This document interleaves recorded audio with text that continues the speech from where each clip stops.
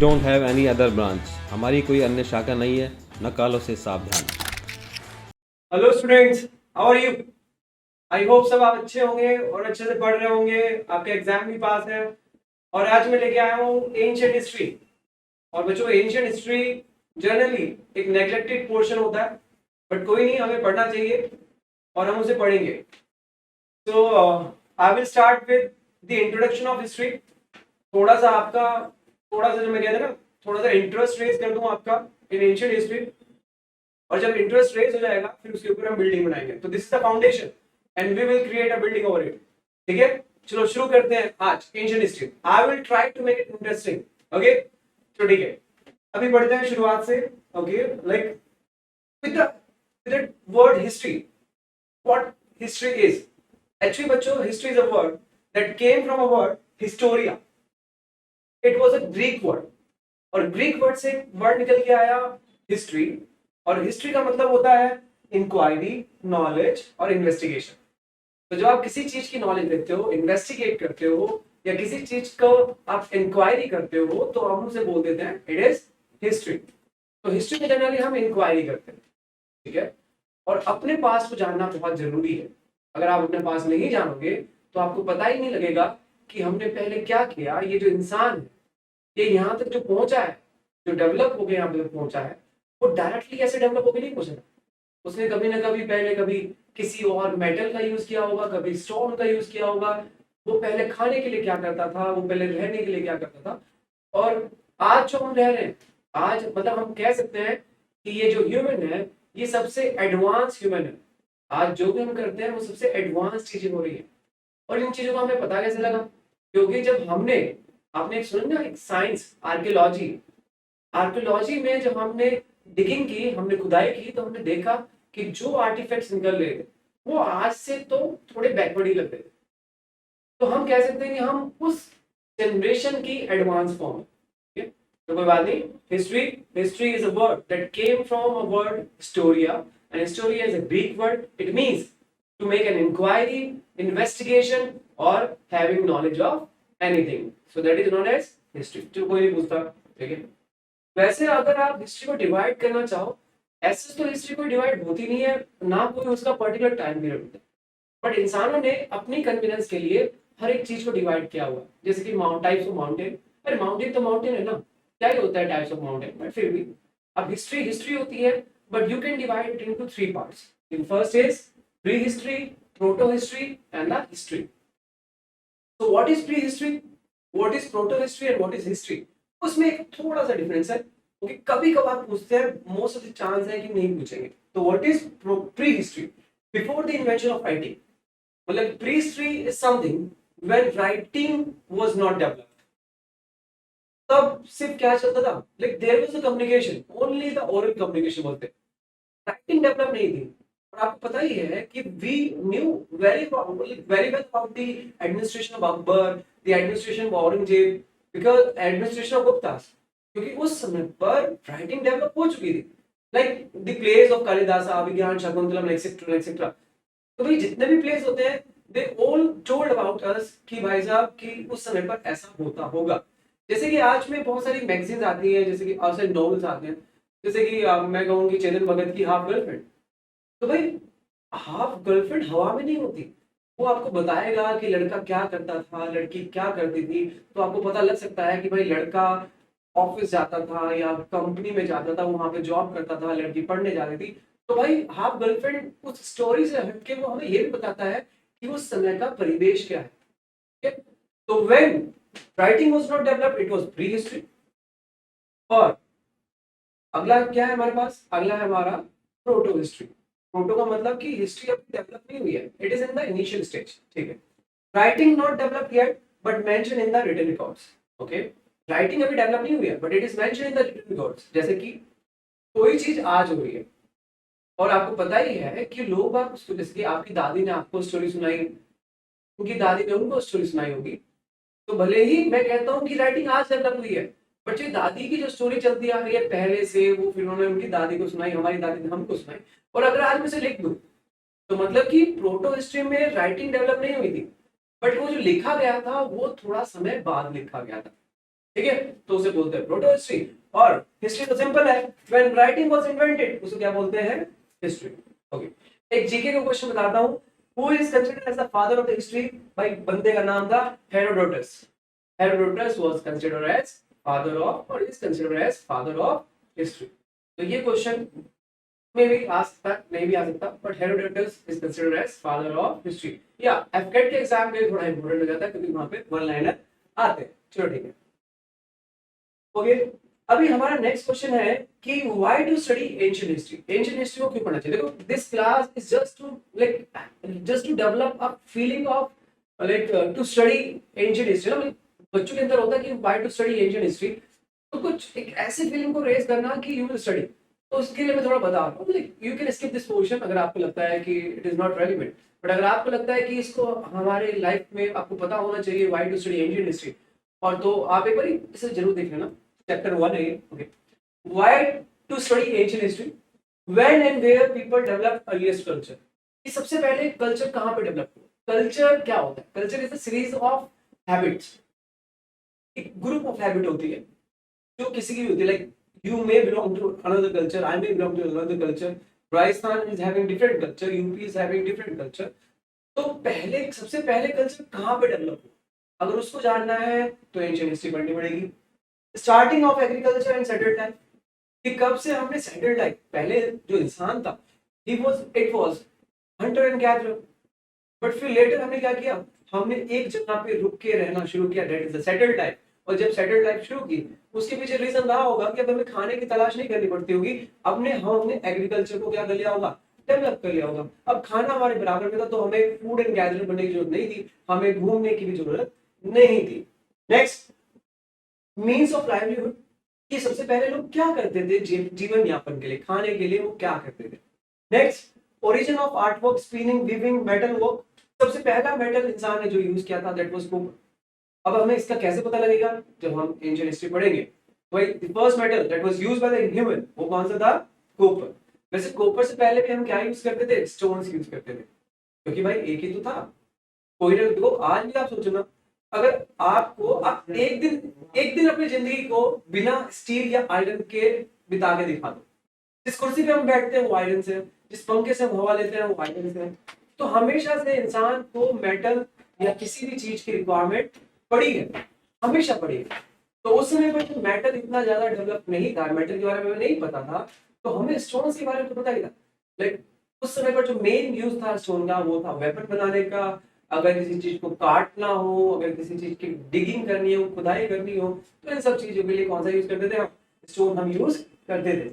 Okay, how they clear forest and founded village cities and kingdoms. Okay बच्चों, आपको लगता नहीं है कि कभी पहले क्या रहा होगा, हम पूरी लैंड के ऊपर से फॉरेस्ट कैसे हमने फॉरेस्ट को काटा। जैसे कि पहले जब तक आयरन की खोज नहीं हुई थी तब तक हमने देखा कि तब तक इतनी सेटल्ड लाइफ नहीं थी, बट जब आयरन की खोज हो गई तो बहुत सेटल्ड लाइफ, क्योंकि आयरन ने हमें हेल्प किया इन एग्रीकल्चर, आयरन ने हमें हेल्प किया in clearing of the forest. तो that's why we need to study ancient history. अगर हमें सबको जानना है तो ये बच्चों कुछ रीजंस होते हैं कि हमें एंशिएंट हिस्ट्री क्यों पढ़नी चाहिए। ठीक है, ओके, एक फैक्ट बताता हूं बच्चों। Father of Indian pre history is Robert Bruce Foote.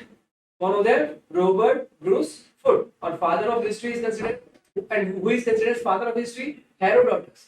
और father of Indian pre history is Robert Bruce Foote. Actually उन्होंने क्या किया था, उन्होंने एक पैलेलिथिक टूल को फाउंड किया था।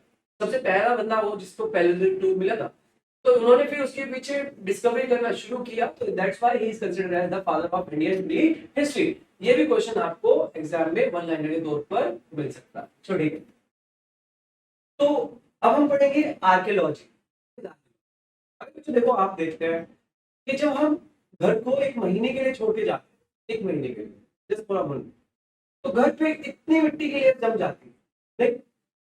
अब आप सोचो कि जो आपने कोई चीज जो मिलियन ऑफ ईयर से हो, उसके ऊपर कितनी मिट्टी जम जाएगी। तो अगर आपको किसी भी सिविलाइजेशन के बारे में पता लगाना है या हिस्ट्री के बारे में पता लगाना है तो आप डिगिंग करो। जितना नीचे आप जाओगे उतना आपको टाइम पता लगेगा। जैसे कि ऑब्वियसली सबसे नीचे सबसे पुरानी सभ्यता होगी, उससे थोड़ा ऊपर उससे थोड़ी नई सभ्यता, उससे थोड़ा ऊपर से थोड़ी नई सभ्यता, और उससे थोड़ा ऊपर तो हम ही रहते।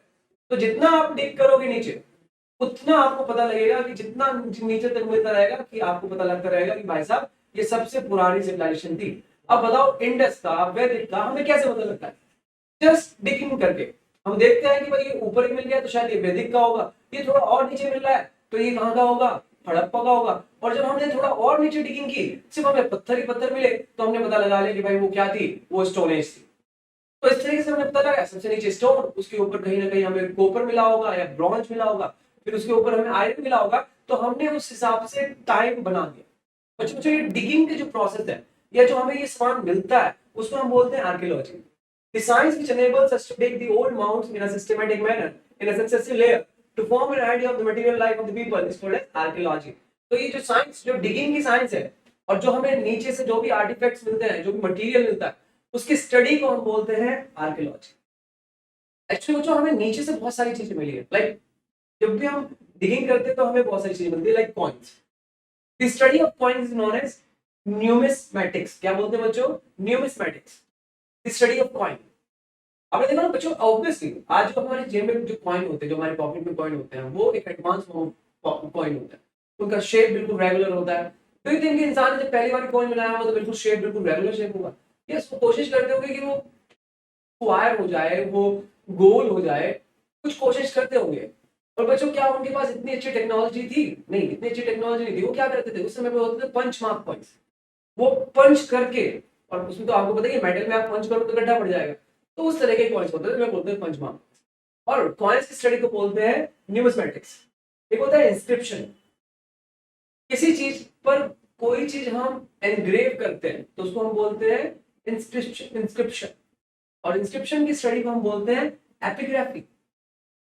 कोई भी हार्ड सरफेस हो, देखो उस समय पर पेपर तो था नहीं, कोई भी हार्ड सरफेस हो उस पर जब हम क्या करते हैं, कोई चीज एनग्रेव करते हैं तो उसको बोलते हैं इंस्क्रिप्शन, और उसकी स्टडी को बोलते हैं एपिग्राफी। देखो यहाँ पे ये जो छोटे मोटे टर्म है, एपिग्राफी, न्यूमिस्मेटिक्स, ये आपको पता होनी चाहिए, ठीक है? तो आपको पता लगेगा। अच्छा बच्चों, इंस्क्रिप्शन उस समय पर किसी हार्ड सरफेस पे करते थे, क्योंकि कोई ना तो कोई हमारे पास लैपी थे, ना हमारे पास कोई आईपैड था, ना हमारे पास पेपर्स थे, तो वही चीज थी। और बच्चों जो ना दूरदर्शी व्यक्ति होते हैं ना, जो फोर साइटेडनेस जिसके पास होती है, उसे पता है कि कल को अगर मैं किसी सॉफ्ट चीज में लिखूंगा तो नहीं पता लगेगा। अगर कल को मेरे को अपना हिस्ट्री में नाम लिखवाना है तो ऑब्वियसली मैं एक हार्ड सर्फेस। अशोका ने पिलर्स क्यों लगाए होंगे? अशोका ने पिलर्स इसलिए लगाए होंगे क्योंकि उस समय पर नोटिफिकेशन पहुंचाने के लिए इंटरनेट नहीं था। तो अशोका को कोई भी इंफॉर्मेशन पहुंचानी होती थी तो वो इंस्क्रिप्शन करके पत्थर पे गुदवा के लोगों के बीच में लगा दिया करता था। जैसे कि आज हमारे पास फंडामेंटल ड्यूटीज है, तो भाई फंडामेंटल ड्यूटीज कॉन्स्टिट्यूशन लिखी हुई है, आप क्या कर सकते हो, ऑनलाइन जा सकते हो, फंडामेंटल ड्यूटीज पढ़ सकते हो। तो उस समय पर थोड़ी ना, उस समय पर अगर वो लोगों को कोई ड्यूटी बताना चाहता हो या उनके कोई राइट्स बताना चाहता हो तो वो इंग्रेव करा दिया करता था किसी भी हार्ड सरफेस पे। और उस समय पे जो सबसे इजीली अवेलेबल हार्ड सरफेस था वो था स्टोन, तो स्टोन पे कराया। और बच्चों जो उस पे राइटिंग, इंस्क्रिप्शन में जो राइटिंग हम यूज करते हैं, राइटिंग की स्टडी को बोलते हैं पैलियोग्राफी। तो study of inscription is known as epigraphy and study of that old writing is known as palaeography. देखो इंस्क्रिप्शन उस समय पर सबसे पहले किस पे हुए? स्टोन पे, पर लेटर हम किस पे होने लगे? Copper plates. पहले इंसान को जो सबसे हार्ड सरफेस मिला वो रॉक, फिर जब हमने मेटल का खोज कर ली होगी फिर हमें क्या मिले? Copper plates. जो सबसे पहले लैंग्वेज यूज हुई इंडिया में वो कौन सी थी बच्चों? प्राकृत, अराउंड 3rd सेंचुरी बीसी। तो प्राकृत के बाद जो लैंग्वेज हमने यूज की वो कौन सी थी? संस्कृत। तो somebody asks you which of the following is the oldest language of India, तो कहीं ना कहीं उसका आंसर क्या हो सकता है? प्राकृत हो सकता है। और ये जो डेटा है, I have taken this from NCERT. Okay, जो हम स्क्रिप्ट यूज करते थे बच्चों, स्क्रिप्ट थी ब्राह्मिक। ब्राह्मिक स्क्रिप्ट थी, लेफ्ट टू राइट लिखी जाती थी। आज भी बच्चों हम क्या लिखते हैं? लेफ्ट टू राइट लिखते हैं, ठीक है? पूरे इंडिया में जनरली ब्राह्मिक स्क्रिप्ट यूज होती थी एक्सेप्ट नॉर्थ वेस्ट। और नॉर्थ वेस्ट में एक और स्क्रिप्ट यूज होती थी, इसको बोलते थे खरोती, खरोतशी स्क्रिप्ट। और बच्चों को लिखी जाती है राइट टू लेफ्ट, जैसे कि उर्दू लिखी जाती है। Prevailed in north west. तो पूरे इंडिया में या मोस्ट ऑफ द इंडिया में हम यूज करते थे ब्राह्मी, और नॉर्थ वेस्ट में एक स्क्रिप्ट यूज होती थी खारतोशी स्क्रिप्ट, ठीक है? लिटरेरी सोर्सेज बहुत थे, फॉरेन अकाउंट्स थे, जैसे कि टॉलमी की एक बुक है ज्योग्राफी, प्लिनी की एक बुक थी नेचुरल्स हिस्टोरिका लैटिन में, तो बच्चों इन चीजों को पढ़ के भी हमने उस समय की हिस्ट्री के बारे में पता लगा। अच्छा, क्वेश्चन पूछने वाला पता पूछ सकता है, the study of inscription is known as epigraphy, the study of old writing is known as palaeography, the study of coin is known as numismatics. जैसे कि वो पूछ सकता है भाई साहब, वो जो मना है पूछेगा। जैसे कि वो पूछ सकता है कि geography is was written by whom, तो आप बोल दोगे it was written by Ptolemy. कोई पूछेगा नेचुरलिस्ट हिस्टोरी का a book was written by whom, तो आप बोलोगे it was written by Pliny. Okay, वैसे बच्चों मैं आपको बता दूं कि जनरली हमारे पुराणों ने, वैसे ये कोई इतना इम्पोर्टेंट नहीं, बट पूछने वाला कुछ ही पूछता है। वैसे हमारे पुराणों ने जो है जो एज को वो 4 एजेस में डिवाइड किया कि सबसे पहले क्या था, त्रेता युग था, फिर त्रेता युग था, फिर द्वापर युग था, और आजकल जो चल रहा है वो क्या है बच्चों, कलयुग चल रहा है। ठीक है, हमने देखा ये इंडिया है, और इंडिया के जो नॉर्थ वेस्ट में एक किरतार हिल है और एक सुलेमान हिल। इन दो हिल के बीच में ना बच्चों ये जो पैसेज होते थे, वहीं से आउटसाइडर इंडिया में आए, और जैसे वो आउटसाइडर इंडिया में आएंगे फिर हम देखेंगे कि हमारे कल्चर में चेंज आएगा और बहुत सारी चीजों में चेंज आएगा। जैसे कि खैबर गोमल पास बच्चों कौन सी हिल में है, वो सुलेमान हिल्स में है, और बोलन पास कहाँ पे है, किरतार रेंज में। कोई पूछे खैबर गोमल बोलन ये कहाँ है, they are currently lying in Pakistan, और ये यहाँ पे है। तो ठीक है, ये बच्चों हमारा इंट्रोडक्शन था, इंट्रोडक्टरी क्लास थी अबाउट एंशिएंट हिस्ट्री। अगर आप घर बैठ के स्कूल से पढ़ेंगे तो मैंने जस्ट एक आपका इंटरेस्ट रेज करने के लिए इस क्लास को बनाया। अब हम जो पढ़ेंगे वो पढ़ेंगे नेक्स्ट क्लास में, और जो हमारी नेक्स्ट क्लास होगी वो होगी अबाउट स्टोन एज। मैंने कोशिश की है कि जो भी एग्जाम में जरूरी हो मैं उसी को यहाँ पे लिखूं। तो थैंक यू सो मच। अब हम मिलते हैं हमारी नेक्स्ट क्लास में, दैट इज चैप्टर 1, और इसका नाम होगा stone age. Thank you. Kindly subscribe D-Day YouTube channel and don't forget to press bell icon.